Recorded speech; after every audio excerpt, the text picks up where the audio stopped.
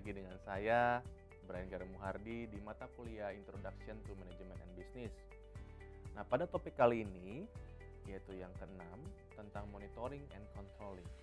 Ya, seperti judulnya, yaitu kita akan coba mempelajari gimana caranya untuk bisa monitor dan juga mengendalikan kinerja dari suatu organisasi.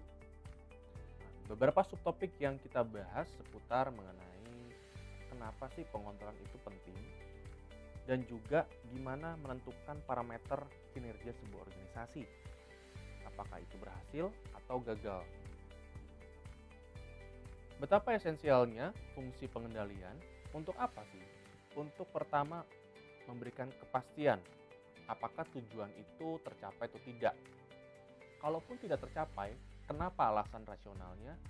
Pun kalau overachieve, itu pun juga perlu diketahui kenapa bisa sejauh itu.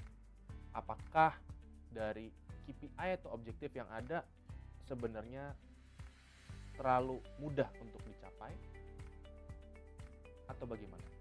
Yang kedua, pemberdayaan karyawan. Mengoptimalkan kualitas dari karyawan tersebut yang secara efektif dapat memberi informasi umpan balik terhadap kinerja karyawan tersebut sendiri. Dan yang ketiga adalah memproteksi perusahaan dan aset-asetnya. Proses pengendalian adalah proses 3 tahap. Yang pertama, mengukur kinerja aktual, membandingkan kinerja aktual dengan yang standar harusnya dipenuhi, kemudian juga mengambil tindakan manajerial dalam memperbaiki penyimpangan yang terjadi untuk mengetahui ketidaksesuaian terhadap standar yang disepakati.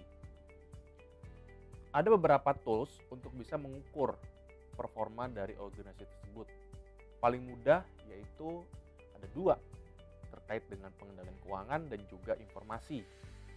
Informasi identik dengan sistem informasi manajemen, di mana sistem yang digunakan diperuntukkan memberikan informasi yang dibutuhkan oleh seorang manajer secara teratur dan sistematis.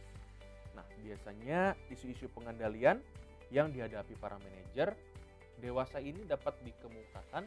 Yang pertama, mendeskripsikan bagaimana manajer menyesuaikan pengendalian untuk perbedaan lintas divisi kepentingan, kemudian juga mendiskusikan masalah-masalah yang terjadi di tempat kerja, serta gimana caranya untuk bisa memberikan solusi jalan tengah yang tepat.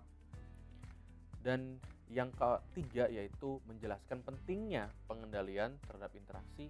Terakhir, mendefinisikan tata kelola perusahaan.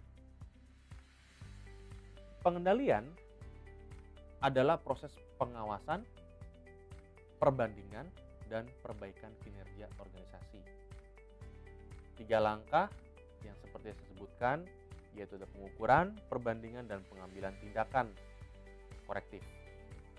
3 pengukuran kinerja yang biasa digunakan, yaitu produktivitas, mengenai output barang dan jasa yang diproduksi terhadap input yang dibutuhkan menghasilkan output, efektivitas, sesuai nggak sih dengan tujuan perusahaan dan apakah tujuan tersebut tercapai atau tidak.